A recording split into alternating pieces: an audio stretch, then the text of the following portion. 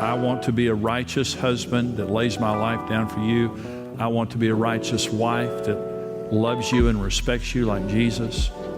And rather than fulfilling the formula of our past, we're going to turn our marriage over to God, and we're going to celebrate our differences. We're going to heal each other. Somebody say amen.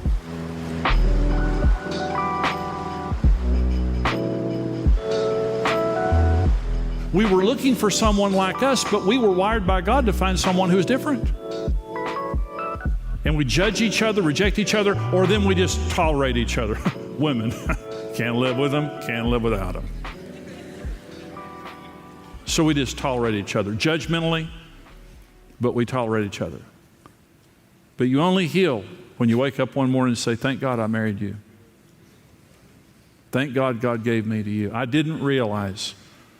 When I was praying, I just didn't realize how sovereign God was. When I look back on Karen and the way that I met her, it was so sovereign. I was unsaved. I wasn't praying for nothing. But God knew Jimmy Evans in his mother's womb. And He had a plan. And He brought me the woman that I needed. And I rejected her before I understood our differences and the fact that she is my aider. Karen and I love each other. We get along because we respect each other. We celebrate our differences. And I'm saying to you, God wired you to find your compatible opposite. You're sitting next to him right now. Receive them. Celebrate them. Don't reject each other. Doesn't mean you don't have to talk things out. Doesn't mean that, the thermostat doesn't need to go up.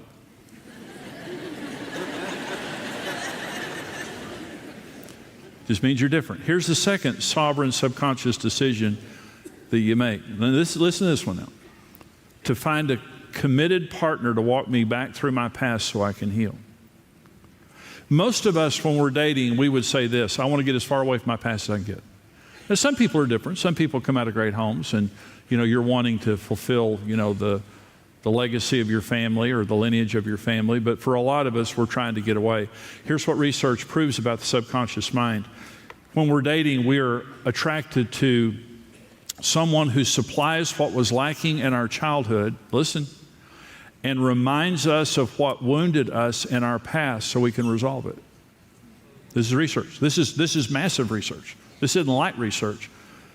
Research proves that when we're looking for a spouse, we are attracted to someone who supplies to us what was lacking in our childhood and who reminds us of what wounded us so that we can walk back through our past and be healed. Dr. Harville Hendricks and Ruth LaKelly Hunt are married. Dr. Harville Hendricks was professor of marriage and family at SMU. And during the time that he was professor there, he divorced. He later remarried Ruth LaKelly Hunt. She had also been divorced. And Harville, one day I think they were talking, as the way they write in their book. They wrote a book called Getting the Love You Want, a very good book. And his wife looked at him one day and said, if you're the marriage guy, then why did you divorce? And he said, I don't know. I can't answer that. So they did an 8-year research, in-depth 8-year research together. And they wanted to know the answer to that question, but here's the basic thing they were looking for. Why do couples fight? They wanted to answer the question, why do couples fight? For 8 years, they studied it, and after 8 years of research, here's what they found. We are all wounded from our past and are subconsciously looking for a spouse who has the best chance of healing us.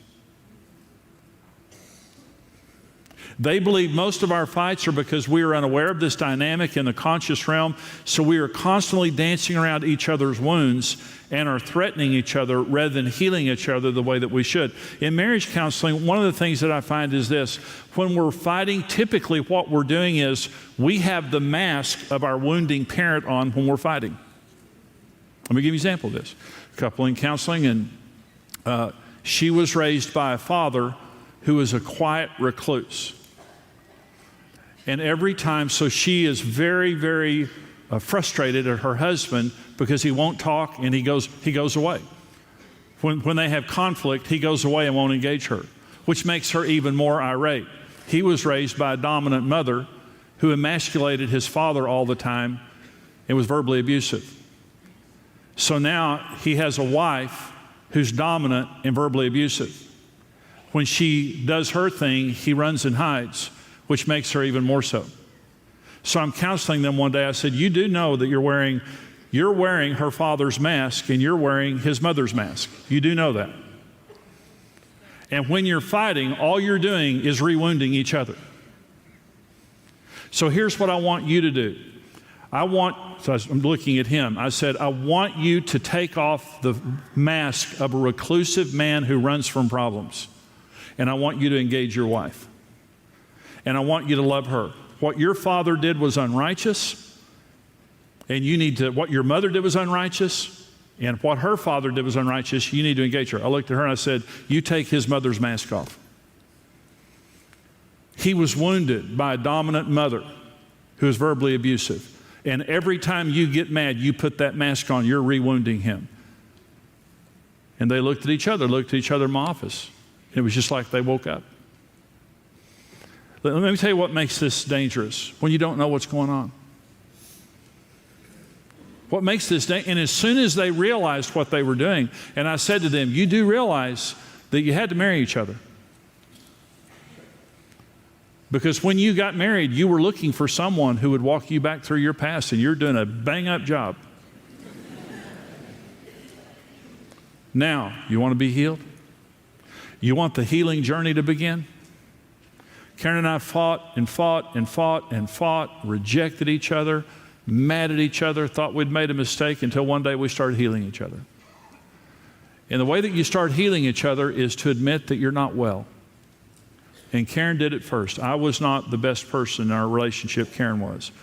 And Karen has a book that's called From Pain to Paradise. In her book, she chronicles our marriage. And she made me the issue. There was a big mistake. Early in our marriage, she made me the issue, and she fought with me. And, my feeling was, bring it on, girl. You'll never win that fight. And one day she stopped fighting me, and she went and got in the presence of God, and she said, God, heal me. And the Lord began to heal Karen, and that began the healing journey of our marriage. Then, after we had our horrible fight and the scales fell off my eyes, I went to Karen and said, Karen, I'm not well. I'm not well. I'm wounded.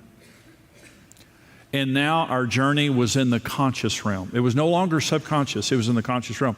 We both admitted we had pain, and we both admitted that we needed to be healed. Here's how Karen healed me. She helped me find my emotions and link them to behavior. My father never came to one of my ball games in my life. My father was completely distant from my life. And never touched me, never physically touched me growing up. Never talked to me. Never came to a ball game, never in any way engaged himself in my life. And Karen heard me say that one day, and she said, oh, that's why you are the way you are. I thought, well, what? Well, I said, Jimmy, that wounded you. And I thought, that didn't wound me. And she said, yeah, it did. No, it didn't. I remember being in a football game. I remember looking at the sideline and fantasizing that other boys' father was my father. I didn't know how to deal. As a kid, you don't know how to deal with that stuff. And I'm not a crier. I'm not someone that just sits around saying, well, my daddy never touched me. But he didn't, and it hurt. But Karen feels. And Karen helped me to get in touch with my own feelings. Let me say this. Every time Karen told me how I was feeling, she was right. As soon as I allowed myself to say, is that right? The Lord would always say, that's right. And then I would start hurting. I was put in touch with the pain that I know. Let me say this. God's going to do some things for you first person. Some things He will only do through your spouse. You can't cut out the middleman. He's not going to let you say, well, I'm not going to listen to my wife, but I just wanted, me and Jesus got a good thing going. And 1 Peter 3 says, if you don't treat your wife right, your prayers will be hindered. I expected more female amens on that. Amen. I can't cut her out of the formula. God's going to heal me through the sister if I let Him. But I have to admit that I'm hurt. She was my safe place to talk. Karen, one of the things that Karen always did was let me talk. without rejecting me and judging me. She's always been my safe place, and she believed in me. Honor heals men. The greatest wound that men have is disrespect. Honor heals men. Karen honored me and respected me. And it healed the wounds in my past that were wounds of insignificance and disrespect. How I healed Karen, I gave her strength. I'm a strong man. That's my gifting. Self-assurance and command, those are my giftings. And I would speak strength to Karen. When she was full of self-hate, when she was feeling weak or insecure, I spoke strength to her and confidence to her. I committed myself to be God's partner to nourish and cherish Karen until she was everything that God made her to be. When we started marriage today, she wouldn't even come out and be in front of a camera. And she said, no, Jimmy, God's called you to do that. And I said, no, God's called us to do that. And she was, it took so much time and energy to get her in front of a camera. It just wore me out. No, I can't do that. No, God hadn't called me to do it. No, you're called to do it. You're the talker. I'm not the talker in the family. We got her in front of that camera. Now we can't shut her up.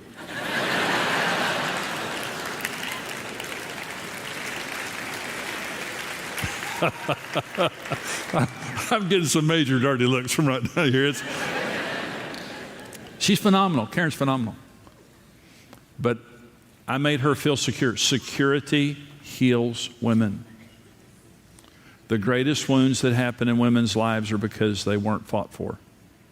They were not cared for. A man did not stand up for them.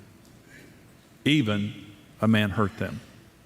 And when a man stands up and says, you're worth fighting for, I'll lay my life down for you. I believe in you. Karen, really, honestly, she is a lioness of God. But if you could have met her 44 years ago, you wouldn't recognize her. Look, I want to say this. I'm not saying this in a bragging way. I'm saying this because it's true. We're healed. We're just healed.